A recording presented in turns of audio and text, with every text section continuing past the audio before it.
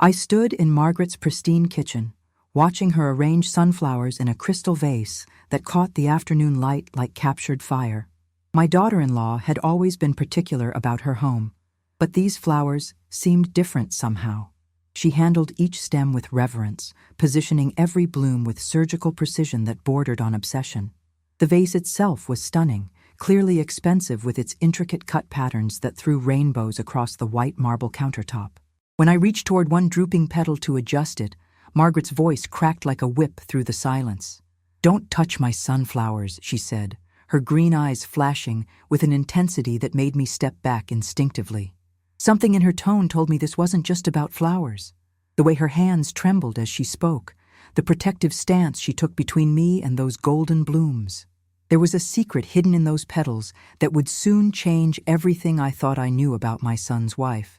The tension in that kitchen was thick enough to slice with Margaret's expensive German knives. My son David had married this woman 3 years ago, and I'd been trying to understand her ever since. She came from money. That much was obvious from the imported tile floors and the Sub-Zero refrigerator that cost more than my first car. But there was something brittle beneath all that polish, like thin ice over deep water. The sunflowers seemed to be her obsession lately. Every Monday morning, she'd drive 40 minutes to some specialty florist instead of buying them at the local grocery store, where perfectly good flowers cost a fraction of the price. When I asked David about it last week, he'd just shrugged and said Margaret had her reasons. Now, standing here watching her fuss over these particular blooms, I wondered what those reasons could possibly be. The way she guarded them suggested they were worth far more than their apparent value. Something wasn't right about this picture-perfect scene. Margaret's hands trembled slightly as she made final adjustments to the arrangement, her wedding ring catching the light with each nervous movement. The sunflowers were magnificent specimens, their faces as large as dinner plates and perfectly symmetrical. Not a single petal was wilted or damaged. These weren't the cheerful roadside variety that grew wild along country highways. These were cultivated perfection, probably costing $30 per stem if I had to guess. The crystal vase beneath them was equally impressive, heavy enough to require 2 hands to lift safely. Waterford, maybe, or Baccarat. Margaret had expensive taste in everything from her shoes to her stemware. But the way she positioned herself between me and the flowers suggested this wasn't about aesthetics or even money. There was something almost protective in her stance, like a mother shielding her child from danger. David's car pulled into the driveway just then, his engine cutting through the strange atmosphere that had settled over the kitchen like storm clouds. The sound made Margaret's shoulders tense beneath her silk blouse. If you're dealing with difficult family dynamics like these, please subscribe to our channel and comment below with your city and state so we know where our viewers are watching from. Your support helps us share more stories like this one. "Honey, I'm home," David called from the entryway, his voice carrying that tired edge it always had after long days at the accounting firm. Margaret quickly stepped away from the sunflowers, smoothing her already perfect hair with nervous fingers. The transformation was remarkable to watch. The fierce protector became the dutiful wife in seconds, her smile bright and welcoming as she moved toward the kitchen doorway. "Hi, sweetheart," she called back, her voice pitched higher than normal, almost artificially cheerful. "How was your day?" I remained by the counter, studying the sunflowers with new interest. There were 12 stems total, arranged in a perfect spiral pattern that must have taken considerable skill to achieve. Each flower faced slightly outward, as if performing for an invisible audience. The price tag had been removed from the vase, but I could see the faint residue where it had been stuck. Margaret had gone to great lengths to make everything appear effortless and natural, but nothing about this arrangement felt spontaneous. Something was being hidden here. David appeared in the kitchen doorway, loosening his burgundy tie with practiced efficiency. His eyes went immediately to the sunflowers, and I caught something that might have been concern flickering across his features before he masked it with a smile.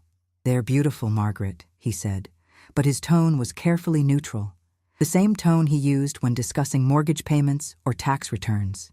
Margaret beamed at the compliment, but there was something forced about her pleasure, like an actress playing a role she'd rehearsed too many times. "Thank you," she replied, moving to pour him a glass of his favorite scotch from the cut crystal decanter. "I thought we needed some brightness in here." The ice clinked against the glass as she added exactly 2 cubes, just the way he liked it. But David's gaze lingered on the flowers a moment too long, and I noticed the way his jaw tensed almost imperceptibly. Whatever messages were passing between husband and wife in that silent exchange of looks, they weren't about home decoration. They were about something much more serious. "I'm going to start dinner," Margaret announced, opening the refrigerator with unnecessary force that made the bottles inside rattle. She began pulling out ingredients for what looked like an elaborate meal, her movements sharp and efficient, but somehow agitated. David accepted his drink and sat heavily at the kitchen island, his shoulders sagging with more than just daily fatigue. The sunflowers dominated the space between them like a beautiful, fragrant barrier that neither seemed willing to acknowledge directly. "Mom," David said finally, turning to acknowledge my presence properly. "I didn't hear you come in. How long have you been here?" "About 20 minutes, I replied, watching Margaret's back stiffen at the sink where she was washing lettuce with mechanical precision. "I brought over that photo album you wanted to borrow, the one with your baby pictures." Margaret's hands stilled for just a moment before resuming their task. It was a small tell, but I'd raised 4 children and learned to read the subtle signs of discomfort. Something about my presence here, right now, was making her very nervous indeed.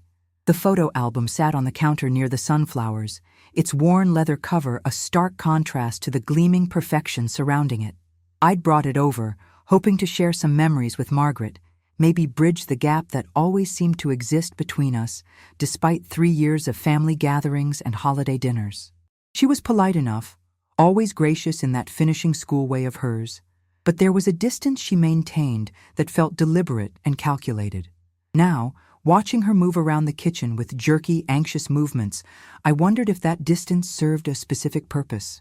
The sunflowers seemed to be the focal point of her anxiety, drawing her attention even as she tried to focus on meal preparation. Every few seconds, her gaze would dart toward them, checking to make sure they remained undisturbed. David sipped his scotch and stared out the window at the perfectly manicured backyard, where not a single blade of grass dared to grow out of place. The silence stretched between them like a taut wire ready to snap. Margaret began chopping vegetables with mechanical precision, her knife work flawless despite the obvious tension in her shoulders. She'd attended culinary school before marrying David, though she rarely mentioned that part of her life anymore. Tonight, she was making ratatouille from scratch, complete with a sauce that would take 2 hours to properly reduce. It was Thursday, not exactly a night for elaborate French cuisine, but Margaret often cooked elaborate meals when she was stressed about something. The pattern had become familiar over the years. Difficult conversations at work meant beef Wellington. Problems with her mother meant homemade pasta with 3 different sauces.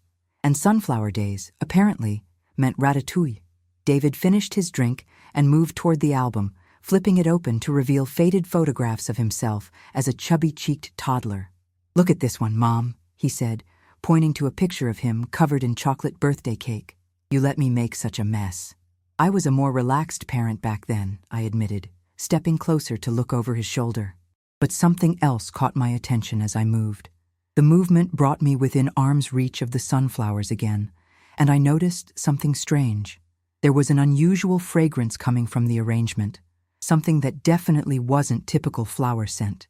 It was sharper, more complex, with underlying notes that reminded me of my grandmother's herb garden mixed with something almost medicinal. Margaret's knife paused mid-chop when she noticed my proximity to her precious flowers. The kitchen filled with the scent of sautéing onions and garlic, but underneath that was this other smell, this chemical undertone that seemed to emanate from the sunflower arrangement itself. It wasn't the typical sweet fragrance of fresh flowers. This was different, artificial, like expensive perfume trying to mask something else entirely. Margaret resumed her chopping with increased intensity, dicing tomatoes into perfect quarter-inch cubes that would have impressed any restaurant chef. David turned the page to reveal more baby pictures, his finger tracing the edge of one where he was playing in a sandbox. "I used to love getting dirty," he mused. "Remember how you'd have to hose me down in the backyard before letting me inside?" "Those were simpler times," I replied, but my attention was drawn back to that mysterious chemical fragrance. My curiosity got the better of me, and I leaned slightly closer to the arrangement, trying to identify that unusual scent. The moment I moved toward the sunflowers, Margaret's voice cut through the kitchen like a blade. "Please don't," she said sharply, not turning around from her cooking, but somehow knowing exactly what I was doing. "They're very delicate, and the oils from skin can damage the petals." David looked up from the photo album, his expression caught between confusion and something that might have been warning.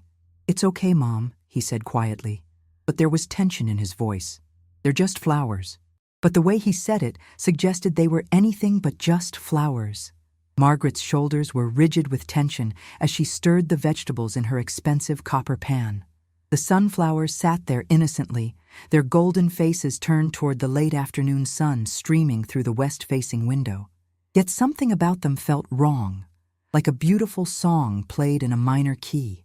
I stepped back from the counter, but my eyes remained fixed on the arrangement that seemed to hold such mysterious and dangerous significance.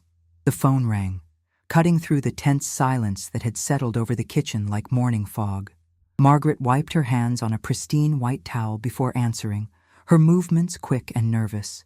"Hello, Henderson residence," she said in her most polite voice, but I could hear the underlying strain. Her expression changed almost immediately, shifting from cautious politeness to something approaching panic. "Oh, hello, Mrs. Patterson. Yes, they arrived safely this morning. Thank you so much for the special handling." Mrs. Patterson was apparently the florist Margaret drove 40 minutes to visit every Monday. The conversation continued with Margaret moving toward the pantry, her voice dropping to barely above a whisper. I couldn't make out her exact words, but the tone was urgent and apologetic. Something about shipping delays and temperature control and very sorry for any inconvenience. David pretended to study the photo album, but I could see his jaw clench with each mumbled phrase from his wife's conversation. When Margaret finally hung up, she remained facing the pantry for several long seconds, her hand still gripping the phone as if it were a lifeline. Her whole body was trembling slightly. "Everything okay?" David asked, his voice carefully casual, but his eyes sharp with concern. Margaret turned back toward us with a smile that didn't quite reach her eyes, and I noticed a thin sheen of perspiration on her forehead despite the cool kitchen temperature. "Just confirming delivery details for next week," she said, moving back to her cooking station with forced composure. Mrs. Patterson wanted to make sure everything arrived in perfect condition. The flowers are very sensitive to temperature changes during transport. She began seasoning the vegetables with herbs from small glass jars that were arranged alphabetically on a narrow shelf. Each jar was labeled in her precise handwriting, and I noticed several varieties I didn't recognize. Some looked more medicinal than culinary. The sunflowers continued to dominate the kitchen's atmosphere, their presence somehow more pronounced after Margaret's mysterious phone conversation. David closed the photo album and stood up, stretching his back with an audible pop. "I should change out of this suit," he announced. Margaret nodded absently, her attention focused entirely on her cooking, but I saw her glance toward the sunflowers one more time. Whatever was hidden there was making her increasingly desperate.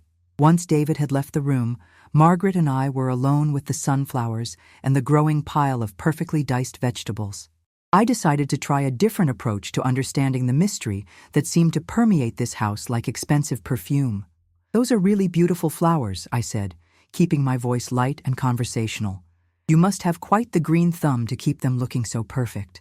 Margaret's smile was cautious, but warmer than before, though her hands never stopped moving as she worked. "Thank you," she replied, adding zucchini to her pan with precise timing. "I've always loved sunflowers. They remind me of my childhood summers at my grandmother's farm in Kansas." There was something wistful in her voice that I hadn't heard before, a crack in the polished facade she usually maintained. "We had acres of them growing wild along the fence lines," she continued, stirring the vegetables with practiced ease. "Grandmother used to say they were nature's way of making sure there was always something beautiful to look at, no matter how hard life got." It was the most personal thing she'd ever shared with me, and for a moment the kitchen felt almost normal. But then her eyes darted back to the crystal vase and the mask slipped back into place. The moment of openness passed quickly and Margaret's walls went back up like a drawbridge closing against invaders. She moved toward the spice rack and selected several bottles, measuring out precise amounts onto a small plate with the concentration of a chemist working on a dangerous formula. Her movements were economical and purposeful, betraying years of professional kitchen training. The vegetables in the pan had reached the perfect state of tender crisp, their colors bright and appealing. But my attention kept drifting back to the sunflowers and their strange, almost hypnotic presence in the room. There were 12 stems, I'd counted earlier, but now I noticed they weren't all exactly the same variety. Most were the classic giant yellow sunflowers, but 2 smaller ones tucked toward the back had deeper golden petals with dark red centers. Those 2 seemed somehow more vibrant than the others, as if they were lit from within by some internal fire. Margaret caught me staring and moved subtly to block my view, her body language protective and slightly possessive. The air between us crackled with unspoken tension. The front door opened again, and David's voice called out that he was going to check the mail. Margaret relaxed slightly at the sound of his footsteps moving away from the house, but her relief was short-lived. I took advantage of the moment to move closer to the sunflowers, drawn by that unusual fragrance I'd noticed earlier. This time, I was more careful, leaning in without actually touching anything, but what I saw made my breath catch in my throat. There were small labels attached to some of the stems, hidden beneath the lowest leaves where they wouldn't be visible from normal viewing angles. The writing was tiny, almost like serial numbers or tracking codes. The scent was definitely not typical of sunflowers, which usually have a light, grassy fragrance. This was more complex, almost like a carefully blended perfume with notes of honey, vanilla, and something I couldn't quite identify. Something that reminded me of my late husband's workshop, where he used to restore antique furniture. The smell of old wood and mysterious varnishes that came from another era. Margaret watched me from the corner of her eye, her chopping rhythm never faltering, but her attention clearly divided between her cooking and my investigation. When I finally stepped back, she visibly relaxed, her shoulders dropping slightly beneath her expensive sweater. But I had seen enough to know that these weren't ordinary flowers. David returned with a stack of mail, most of it looking like bills and advertisements. But one envelope was different, cream-colored and heavy, with Margaret's name written in elegant calligraphy across the front. He handed it to her with a curious expression, and I noticed her hands shake slightly as she accepted it. The return address was partially obscured by David's thumb, but I caught a glimpse of something that looked like legal offices or perhaps a trust company. Margaret set the letter aside without opening it, her face carefully neutral, but her breathing noticeably shallow. "Just some correspondence from my financial advisor," she said dismissively, but her voice had a forced quality that suggested otherwise. She turned back to her cooking with renewed intensity, adding wine to the pan with a dramatic sizzle that filled the kitchen with aromatic steam. The sunflowers stood witness to this domestic scene, like silent sentinels guarding secrets too dangerous to speak aloud. David sorted through the rest of the mail, tossing junk advertisements into the recycling bin with practiced efficiency, but his eyes kept returning to that cream envelope with growing suspicion. The cream envelope sat unopened on the counter near the sunflowers, its elegant script somehow ominous in the warm kitchen light. Margaret continued cooking, but I could see her glance at it periodically, as if it contained information she both needed and feared to receive. The vegetables were nearly done, their edges caramelized to perfect golden brown. Margaret began assembling the layered ratatouille in a ceramic baking dish that probably cost more than most people's monthly grocery budget. Her technique was flawless, each layer perfectly uniform and artistically arranged. She worked with the focused intensity of a surgeon, as if the success of this dish was somehow crucial to maintaining the careful balance of her world. David had moved to the living room where I could hear him turning on the evening news, the familiar voices of network anchors providing background commentary on the day's events. But here in the kitchen, time seemed suspended in a bubble of domestic tension and unspoken mysteries. The sunflowers seemed to be watching us, their golden faces following our movements like the eyes in an old portrait. Whatever secret they were hiding was getting harder for Margaret to protect. Margaret slid the ratatouille into the preheated oven and set a timer for exactly 45 minutes. She moved around the kitchen with practiced efficiency, wiping down surfaces that were already spotless and returning ingredients to their designated places. Everything in her kitchen had a specific location, and she maintained that order with almost military precision. The sunflowers remained the centerpiece of the space, their golden heads now catching the warm glow of the pendant lights she'd turned on as afternoon faded into evening. The unusual fragrance had grown stronger as the day progressed, filling the kitchen with its mysterious blend of floral and medicinal notes. I found myself drawn to the scent, despite Margaret's obvious discomfort with my interest. There was something almost intoxicating about it, like expensive incense or exotic spices from distant markets. Margaret noticed my continued fascination and moved to position herself between me and the flowers once again, her territorial instincts clearly engaged. The cream envelope seemed to pulse with unspoken significance on the counter, adding another layer of mystery to an already complex situation. Something was building toward a breaking point. The timer ticked quietly on the counter, marking the passage of time toward whatever revelation awaited us. Margaret poured herself a glass of white wine from a bottle that had been chilling in the refrigerator, her movements sharp and decisive. She didn't offer me any, which was unusual for her typically impeccable hostess manners. Instead, she leaned against the far counter, as far from the sunflowers as the kitchen's dimensions would allow. The cream envelope caught the light, its unopened contents adding another layer of mystery to an already complex situation. David called from the living room, asking about dinner timing, and Margaret responded that it would be ready in 45 minutes. Her voice was steady, but I could see the tension in the way she gripped her wine glass, her knuckles slightly white against the crystal stem. The sunflowers seemed to grow more prominent as evening shadows deepened around them, their golden faces glowing like small suns in the carefully arranged kitchen lighting. The chemical scent was becoming almost overwhelming, making the air feel thick and oppressive. Margaret was fighting a losing battle against whatever truth was hidden in those innocent-looking blooms. Something was going to happen tonight. I could feel it in the electric tension that seemed to emanate from every surface in this pristine kitchen. Margaret's behavior had become increasingly erratic as the day progressed, and the unopened letter seemed to pulse with unspoken significance. The sunflowers stood at the center of it all, beautiful and mysterious and somehow threatening despite their natural innocence. I decided to excuse myself to use the bathroom, hoping that a few minutes away from Margaret's watchful eyes might provide some clarity. As I moved toward the hallway, I noticed Margaret's relief was almost palpable. She immediately moved back toward the sunflowers, her body language protective and possessive. From the hallway mirror, I watched her lean close to the arrangement, whispering something too quietly for me to hear.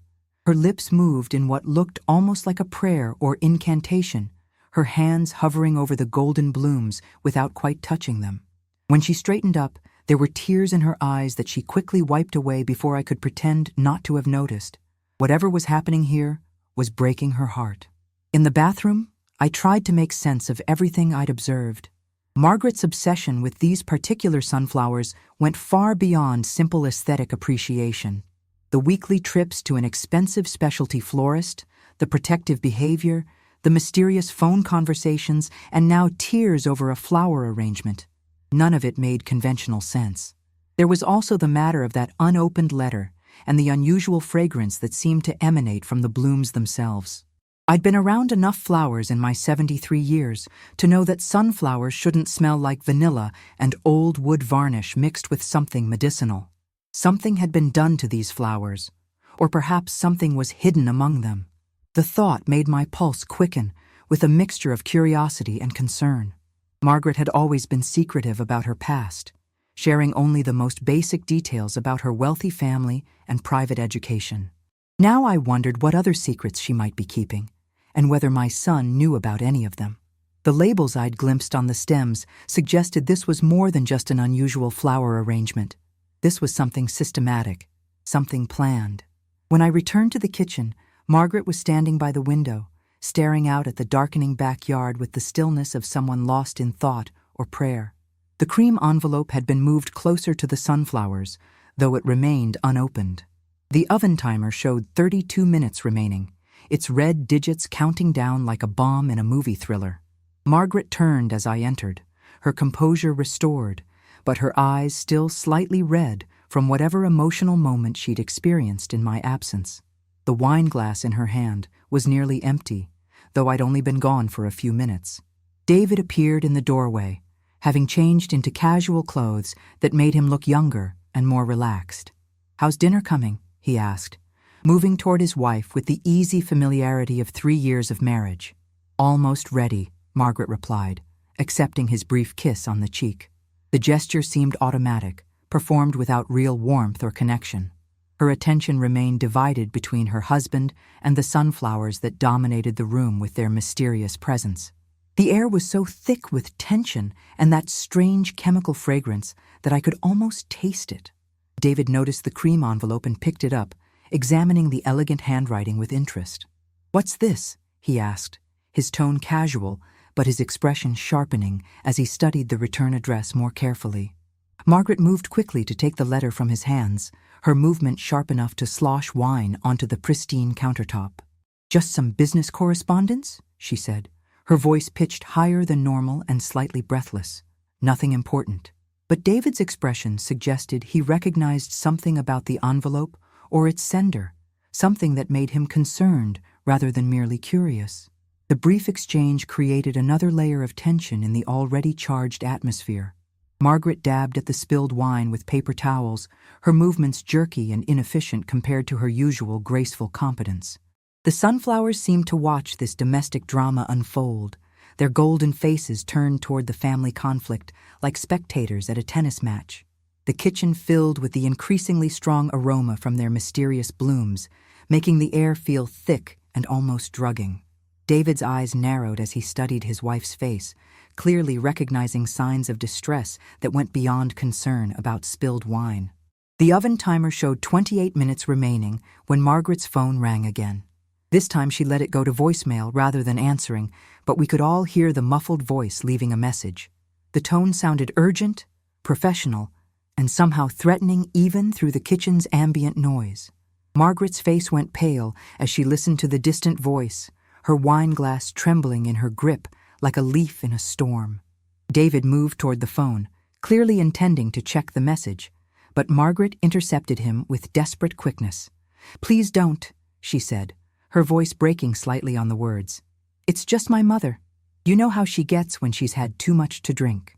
The explanation sounded rehearsed, like something she'd prepared for exactly this scenario. David studied his wife's face with the careful attention of someone who'd learned to read between the lines of her various explanations. The sunflowers stood between them, like beautiful, fragrant witnesses to whatever truth was struggling to emerge from beneath layers of careful deception. I could see David's trust beginning to crack, doubt creeping into his expression like water through stone. I couldn't stand the mounting tension any longer and decided to take action, even if it meant overstepping social boundaries that had kept our family functioning for 3 years. "Margaret," I said firmly, stepping closer to the counter where the sunflowers stood in their crystal fortress. "There's clearly something wrong here. These flowers, that letter, the phone calls, something is bothering you, and it's affecting everyone in this house. Maybe we can help if you just tell us what's going on." Margaret's reaction was immediate and intense, like a match thrown into gasoline.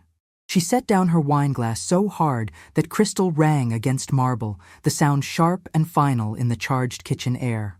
"There's nothing wrong," she said, her voice rising to just below a shout. "Why can't you just leave things alone? Some people value privacy, you know. Not everything needs to be dissected and analyzed and discussed to death." David stepped forward, clearly alarmed by his wife's emotional outburst.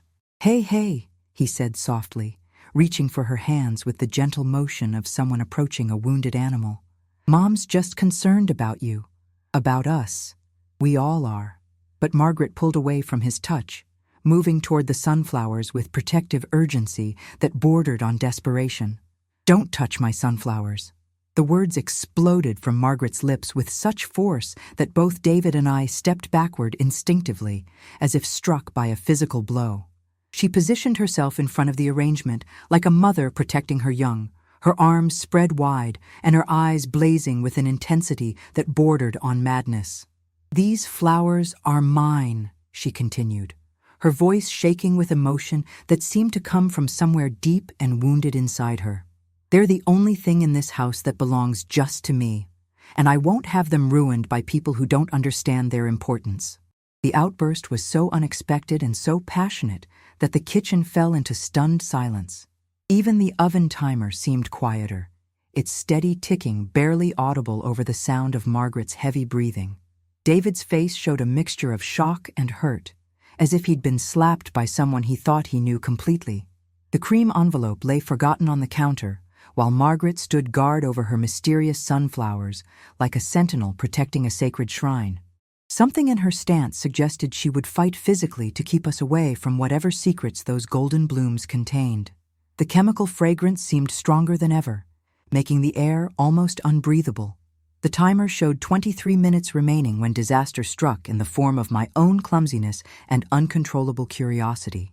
Margaret had moved toward the living room, apparently to collect herself after her emotional outburst, leaving David and me alone in the kitchen with the sunflowers and their hidden secrets. I should have respected her wishes and stayed away from the arrangement, but the mystery had become too compelling to ignore. The unusual fragrance seemed stronger than ever, and I could clearly see what looked like small labels attached to the stems, hidden beneath the lowest leaves where they wouldn't be visible from normal viewing angles. My reading glasses were in my purse, and I leaned forward to get a better look at what appeared to be some kind of coded information printed in tiny letters. The movement brought me closer to the crystal vase than I'd been all day. Close enough to see that the water wasn't clear as I'd assumed, but had a faint golden tint that might have been flower food or something more mysterious and sinister. David was at the refrigerator, getting himself a beer, when my sleeve caught the edge of the heavy crystal vase. Time seemed to slow as everything fell apart. Time slowed to a crawl as the expensive vessel teetered on the edge of the marble counter like a dancer losing balance. I reached out desperately to catch it, but my reflexes weren't what they used to be, and the vase was heavier than I'd anticipated. It fell to the floor with a sound like a crystal chandelier exploding, shards of cut glass flying across the pristine kitchen tiles in every direction like deadly diamonds. The sunflowers scattered with the impact, their perfect arrangement destroyed in an instant of chaos and destruction. But it wasn't the broken crystal or the ruined flowers that made me gasp in shock and cover my mouth with both hands. Hidden in the base of the vase, protected by what had appeared to be decorative stones, were dozens of small objects that definitely weren't typical flower arranging supplies. They looked like tiny electronic devices, each one smaller than a quarter, but clearly sophisticated technology. Some had blinking lights, others had what appeared to be small cameras or microphones embedded in their surfaces. The water that had looked golden turned out to contain some kind of preservative solution that smelled strongly of chemicals rather than flower food. Margaret's beautiful sunflowers had been hiding a surveillance system more sophisticated than anything I'd ever seen. Margaret's scream from the living room cut through the air like a siren announcing the end of the world, and her running footsteps announced her approach before she burst into the kitchen like an avenging angel. The scene that greeted her was one of complete devastation. Crystal shards covering the floor like deadly diamonds, sunflowers wilted and dying in chemical-scented water, and dozens of tiny electronic devices exposed for what they truly were. Her face went through a series of expressions so quickly they were almost cartoonish: shock, horror, rage, and finally a kind of defeated resignation that seemed to age her 10 years in 10 seconds. "No, no, no," she whispered, dropping to her knees among the crystal shards without regard for the danger to her skin or clothing. She began frantically gathering the small electronic devices, cutting her fingers on broken glass in her desperate haste to collect every piece. David stood frozen by the refrigerator, his beer forgotten in his hand, his face a mask of confusion and growing understanding. The kitchen had become a crime scene, and we were all suspects in our own domestic drama. The smell of chemicals mixed with the acrid scent of fear and broken trust, creating an atmosphere of disaster that seemed to permeate every surface. "You ruined everything," Margaret sobbed, clutching the tiny devices against her chest like precious jewels or dying children. 3 years of work, 3 years of careful planning, and you destroyed it all in one clumsy moment. David set down his beer and moved carefully through the glass-strewn floor to reach his wife. His movements slow and deliberate, as if approaching a wounded animal that might lash out in its pain. "Margaret," he said softly, his voice filled with a mixture of concern and dawning horror. "What are these things? What's been going on?" But Margaret was beyond rational conversation, rocking back and forth on her knees while blood from her cut fingers stained her expensive sweater. The truth was literally scattered across the kitchen floor in the form of sophisticated surveillance equipment. But the bigger truth about what Margaret had been doing with it was still locked away in her broken heart. The oven timer showed 18 minutes remaining, an absurdly normal countdown to dinner in a situation that had become anything but normal. I stood among the wreckage, knowing that my curiosity had unleashed something that would change all our lives forever. The golden flowers that had seemed so innocent were revealed as guardians of a technological nightmare. The cream envelope had somehow survived the destruction, lying pristine and unopened near the edge of the disaster zone, like evidence waiting to be discovered. David reached for it with grim determination, and this time Margaret didn't have the strength or position to stop him. She watched through tear-filled eyes as he tore open the elegant stationery and unfolded what appeared to be several legal documents. His face grew paler as he read, his lips moving silently as he processed information that clearly shocked him to his core. "Margaret," he said finally, his voice hollow with betrayal and disbelief, "this is a surveillance contract. You've been spying on me, on us, on our entire marriage." The broken woman on the floor looked up at her husband with eyes full of pain and something that might have been relief that her secret was finally revealed after 3 years of careful deception. The tiny devices scattered around her represented 3 years of recorded conversations, filmed moments, and documented evidence of their private life together.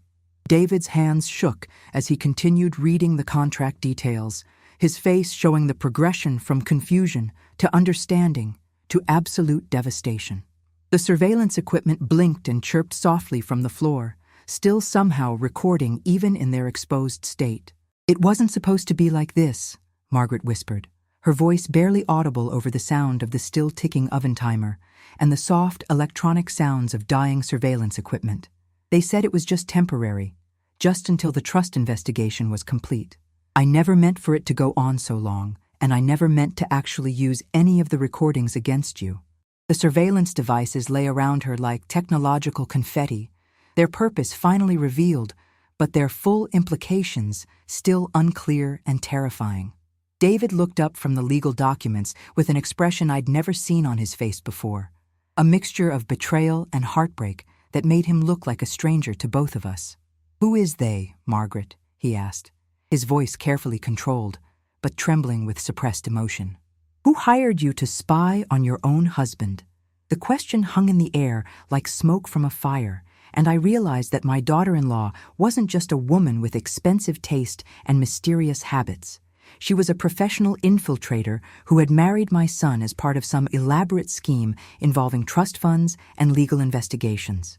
The sunflowers had been her cover, a beautiful deception hiding ugly technology and uglier truths that had poisoned their marriage from its very beginning. Margaret struggled to her feet, glass crunching under her expensive shoes as she moved toward the counter where her purse sat like a final repository of secrets. Blood from her cut hands left red smears on everything she touched, but she seemed oblivious to the pain or the mess. From her purse, she extracted another set of legal documents, these ones clearly older and more worn from handling. She handed them to David with shaking hands, her face a mask of exhausted resignation mixed with desperate hope.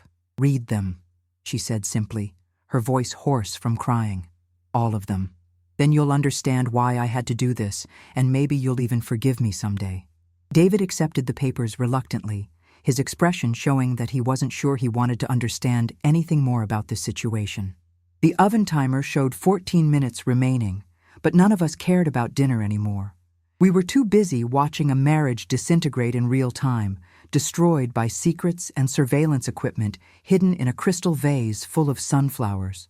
The kitchen that had seemed so perfect and pristine now looked like a war zone, littered with the debris of broken trust and shattered illusions.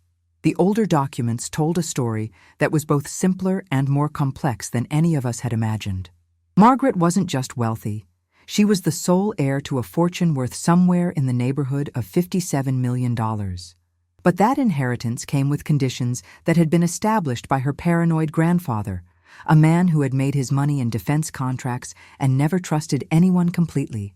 The trust required that any potential spouse be thoroughly investigated for a minimum of 3 years before Margaret could access her full inheritance.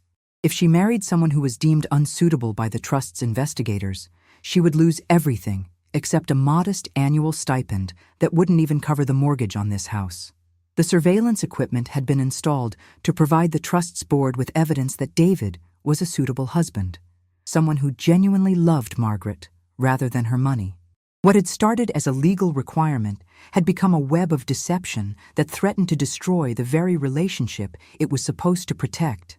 Margaret had been living a lie for 3 years, pretending to be someone she wasn't while secretly documenting every moment of their married life for strangers to judge and evaluate.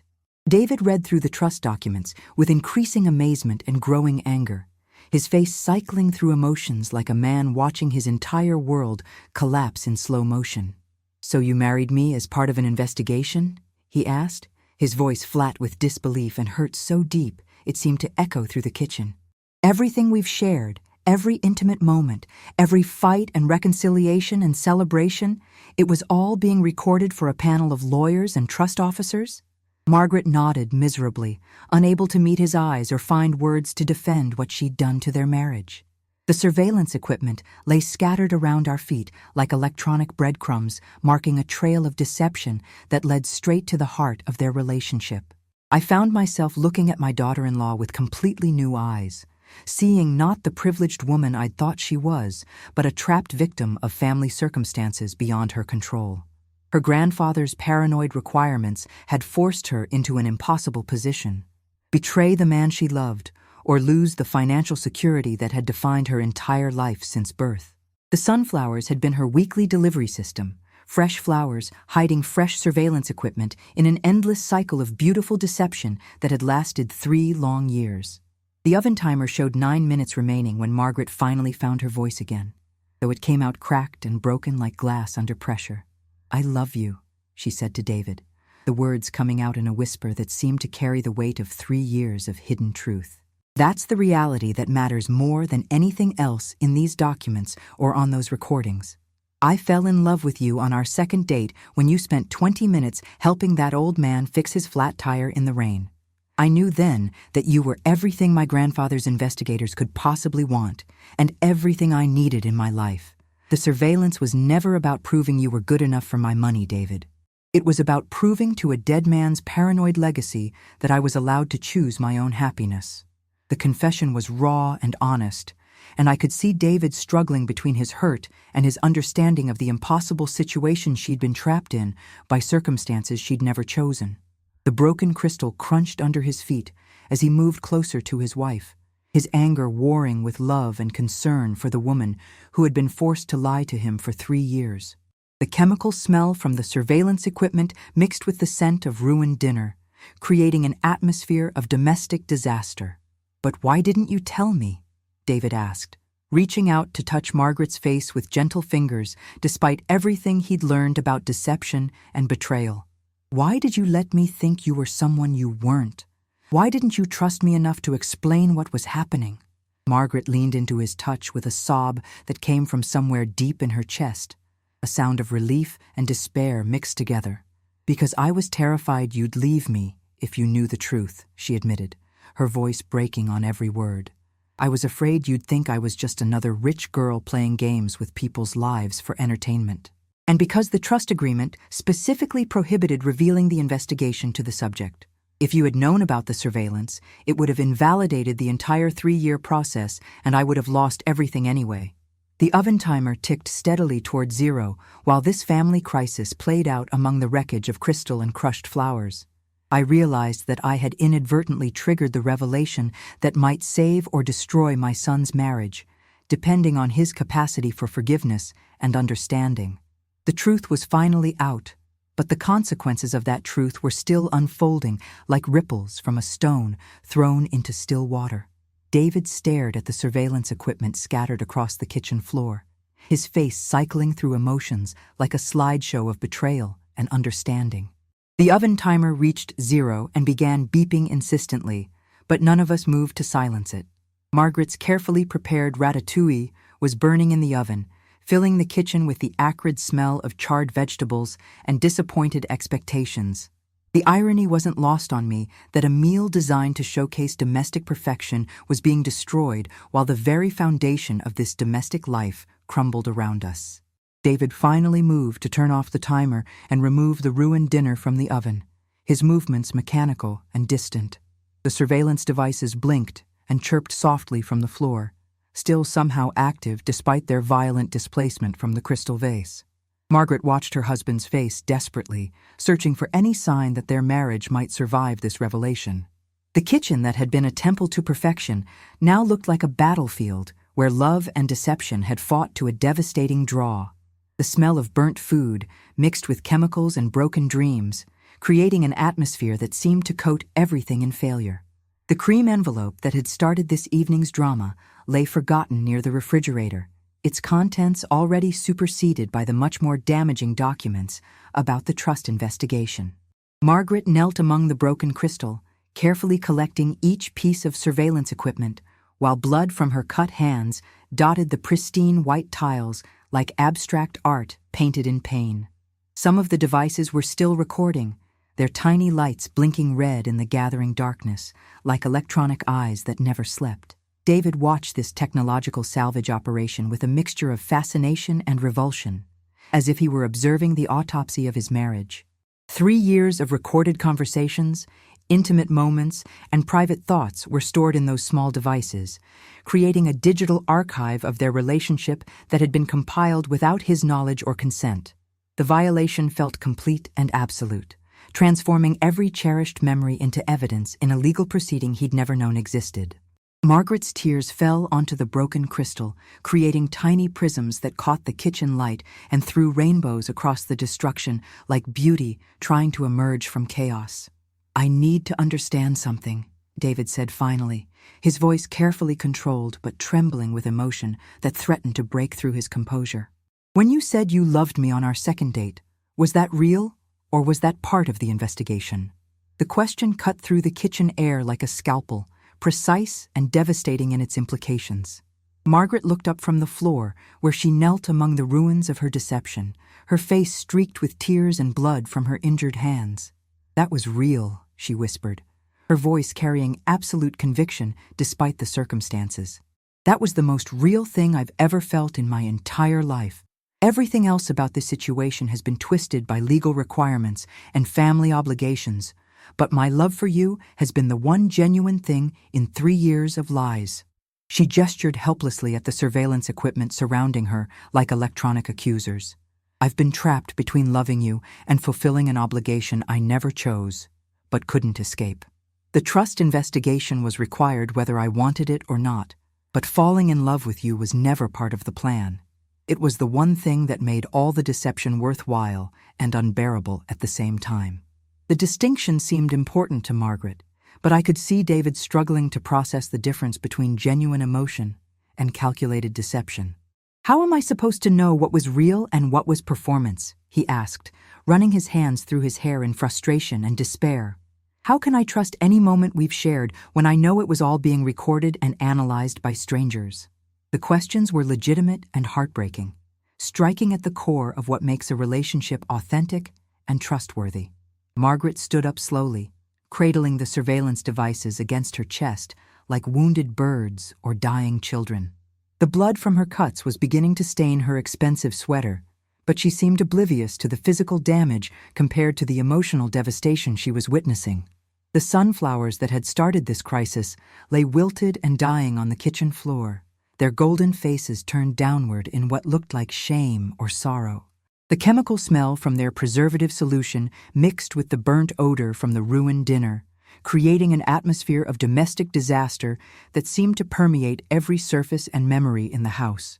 Margaret moved toward the kitchen table, setting down the surveillance equipment with infinite care before returning to address her husband's questions with the desperate honesty of someone who had nothing left to lose. "I can prove which parts were real," she said quietly, pulling out her phone with bloody fingers that left smears on the pristine white case. "The trust investigators required regular reports, and I kept copies of everything I submitted. You can read exactly what I told them about you, about us, about why I recommended that they approve our marriage for inheritance purposes." David's expression showed he wasn't sure he wanted to read assessments of his character, written by the woman he'd thought he knew completely.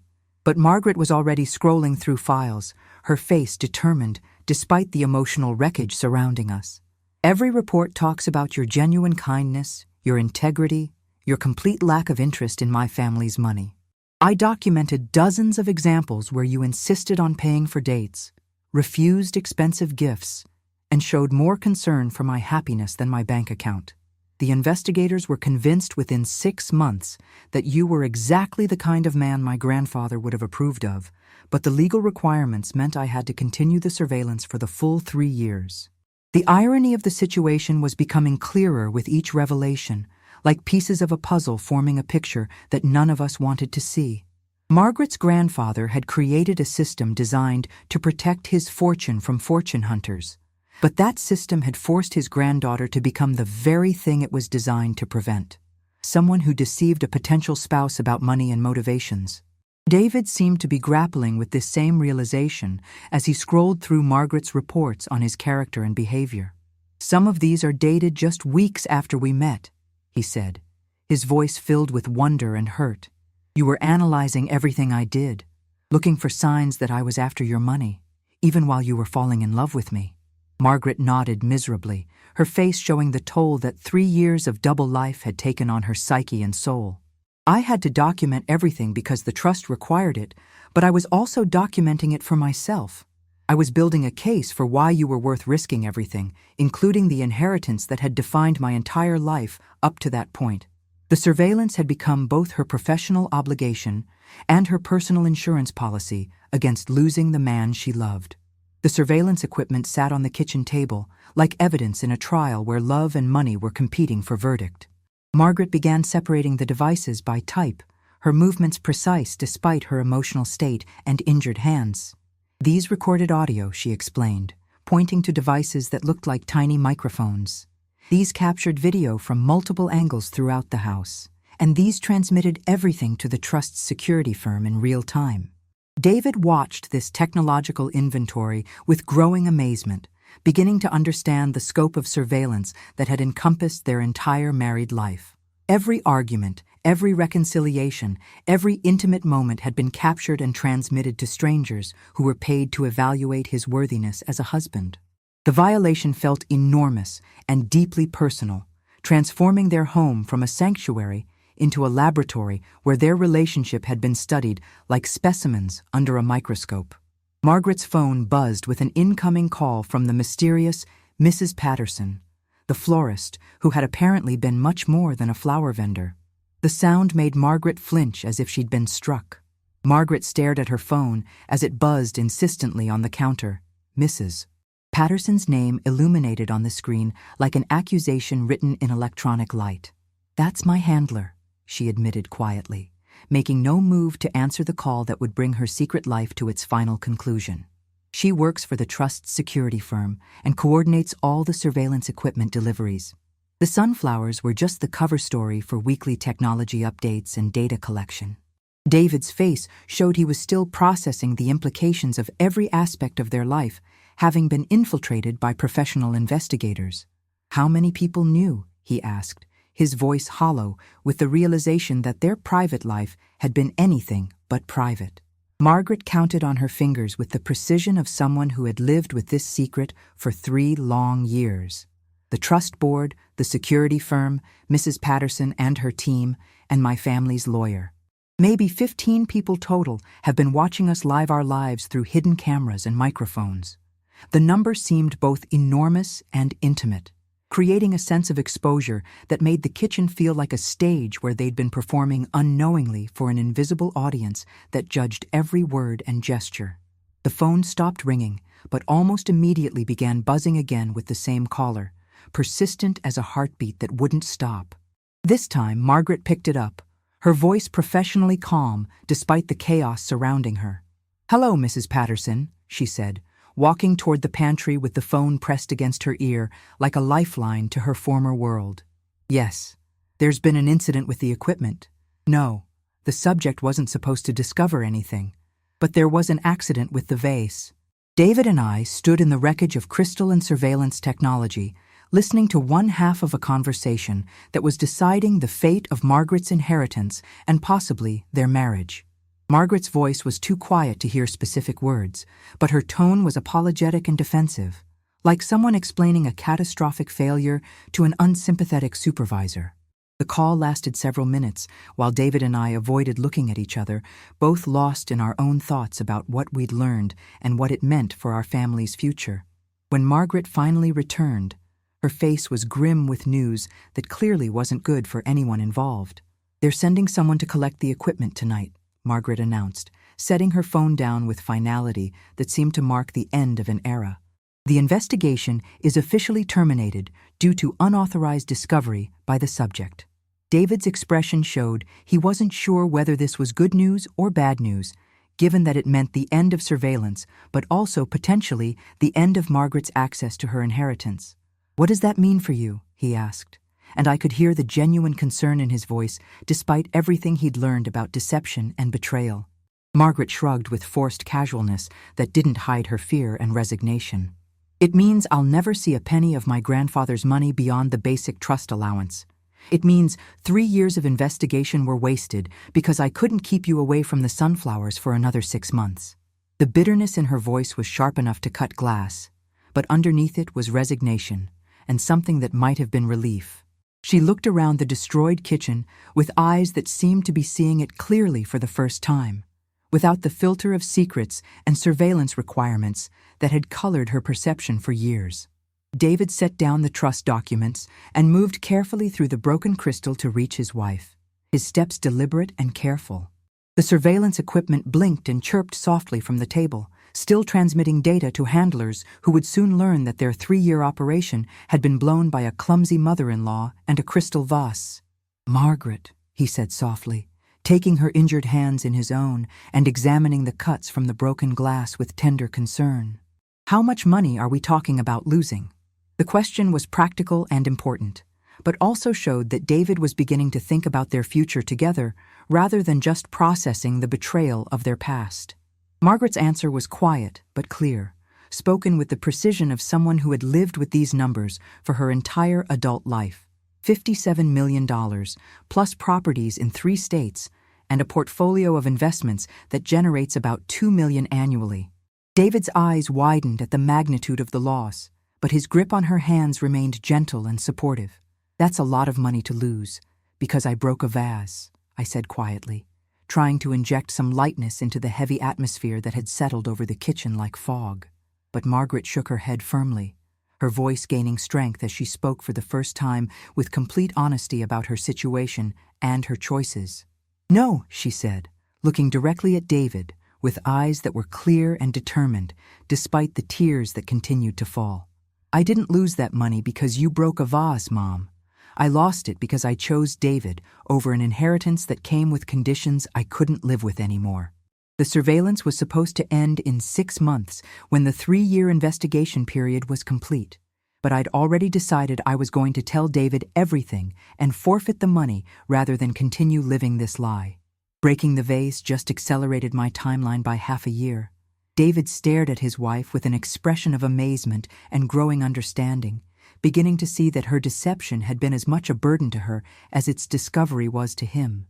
The kitchen fell quiet, except for the soft electronic sounds from the surveillance equipment and the distant hum of expensive appliances that would soon belong to people who could afford them without family trust funds and inheritances with impossible conditions. Margaret had chosen love over money, and the decision seemed to have lifted a weight from her shoulders that she'd been carrying for years. A knock at the front door interrupted the moment of reconciliation, and we all knew without being told that Mrs. Patterson or her associates had arrived to collect their surveillance equipment and close this chapter of Margaret's life forever. Margaret squeezed David's hands once before moving toward the door, her spine straight and her chin raised with dignity despite the destruction behind her. "I'll get it," she said simply. "It's time to finish this properly." David and I remained in the kitchen, surrounded by the evidence of how dramatically our family had changed in the space of a single evening. The surveillance devices on the table represented 3 years of recorded memories, both genuine and performed, that would soon disappear into the files of a security company hired to protect money that Margaret had chosen to forfeit for love. Outside, we could hear voices on the front porch, professional and efficient sounds of people who cleaned up the messes created by family secrets and legal requirements. Margaret's voice was clear and firm as she explained the situation and authorized the collection of equipment that had secretly recorded every moment of her married life. The finality in her tone suggested she was relieved to be done with the deception, regardless of the financial cost. Mrs. Patterson turned out to be a small, efficient woman in an expensive suit who treated the collection of surveillance equipment like any other professional transaction, which perhaps it was to her. She moved through the house with practiced expertise, identifying and removing devices that David and I hadn't even known existed. Hidden cameras and picture frames, microphones and decorative objects, and transmitters disguised as everything from smoke detectors to electrical outlets.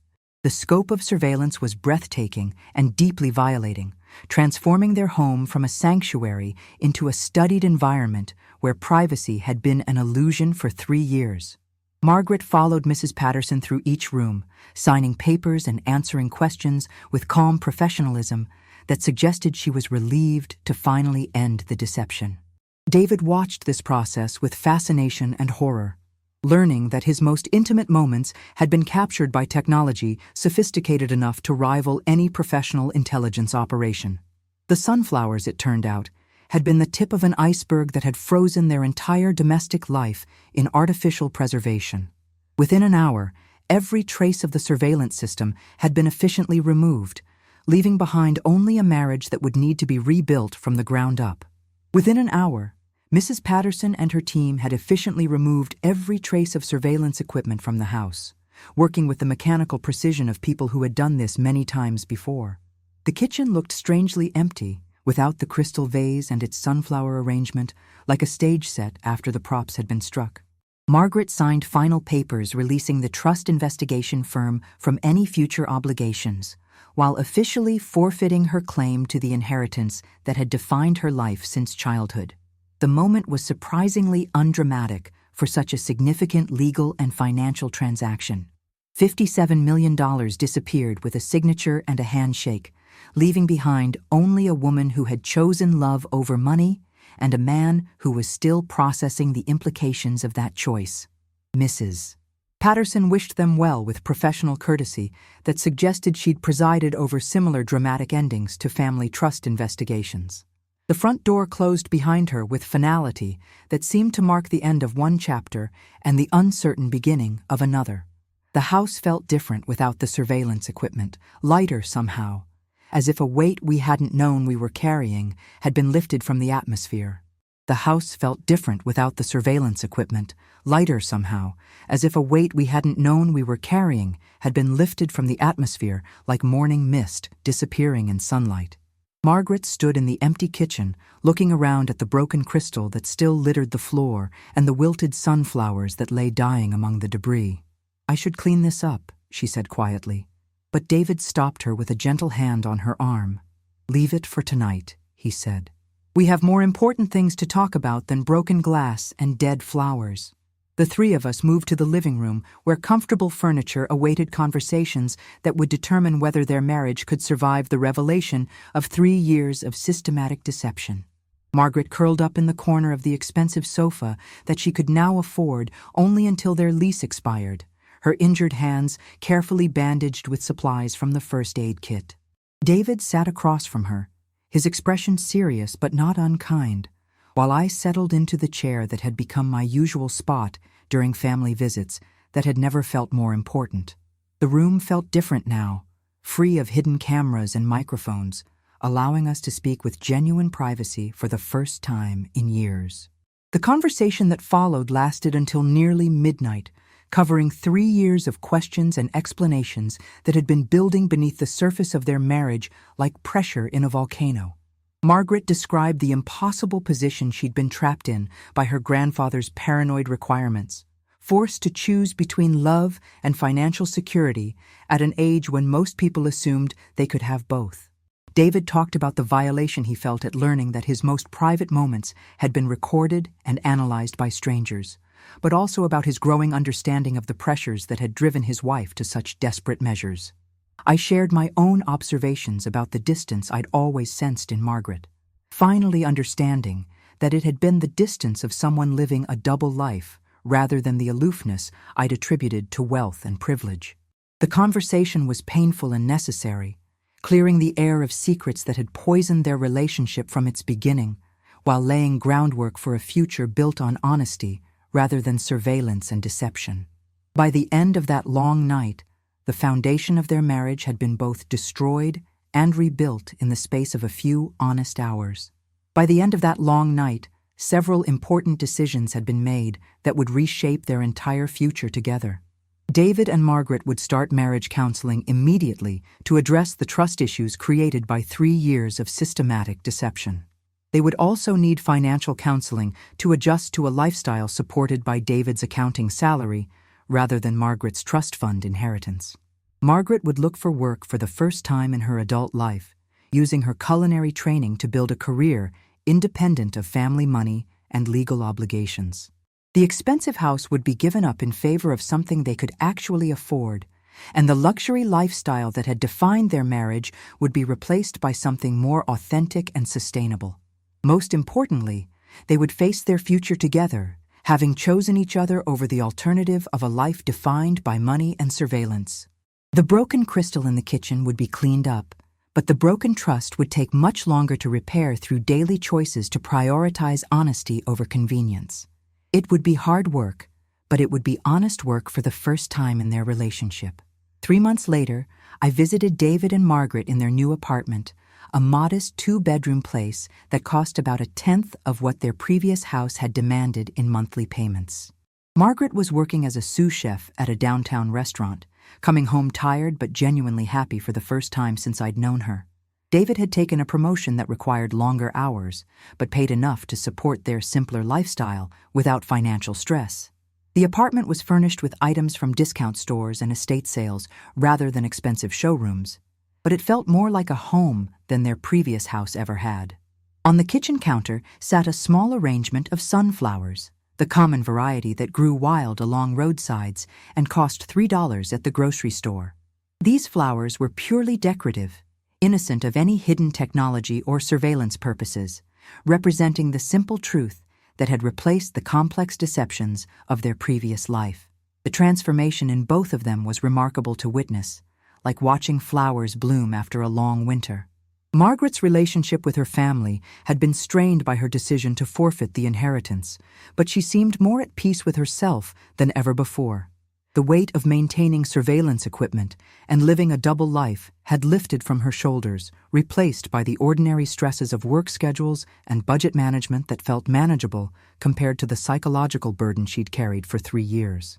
David's trust in his wife was slowly rebuilding through daily choices to be honest about everything from dinner plans to emotional struggles, creating a foundation of transparency that their marriage had never possessed during its surveilled years. Their marriage counselor had described their situation as unique but not hopeless, requiring them to essentially start over while processing the trauma of systematic deception and financial loss. The process was difficult but seemed to be working, creating a relationship based on choice rather than legal obligation or family pressure. They were learning to love each other without the complicated overlay of money, surveillance, and family expectations that had defined their early years together. The story of the sunflowers and the broken vase had become family legend, recounted at gatherings as an example of how accidents can sometimes reveal truths that need to be discovered. I often wondered what would have happened if I'd never broken that crystal vase. If Margaret had successfully completed her 3-year surveillance period and gained access to her inheritance, would she have continued the deception indefinitely, or would the weight of living a lie eventually have destroyed their marriage anyway? The questions were unanswerable, but important, reminding all of us that honesty, however painful, was preferable to comfort built on foundations of surveillance and deception. Margaret's grandfather had intended his trust requirements to protect family wealth from fortune hunters, but instead had created a system that nearly destroyed the very thing it was designed to preserve: a loving marriage between two people who genuinely cared for each other more than money. The irony wasn't lost on any of us, and it served as a reminder that love couldn't be protected by contracts or investigations. The sunflowers that now graced their kitchen counter each week were simple and honest, purchased for beauty rather than surveillance, arranged with love rather than technological precision. Margaret no longer drove 40 minutes to visit Mrs. Patterson's specialty florist shop, which had turned out to be a front for surveillance equipment distribution rather than an establishment genuinely dedicated to exceptional flowers. Instead, she bought whatever blooms looked healthy at the local grocery store, caring more about brightening their apartment than maintaining any particular aesthetic standard. The change seemed symbolic of her entire transformation from wealthy heiress living under surveillance to working woman building an authentic life with the man she loved.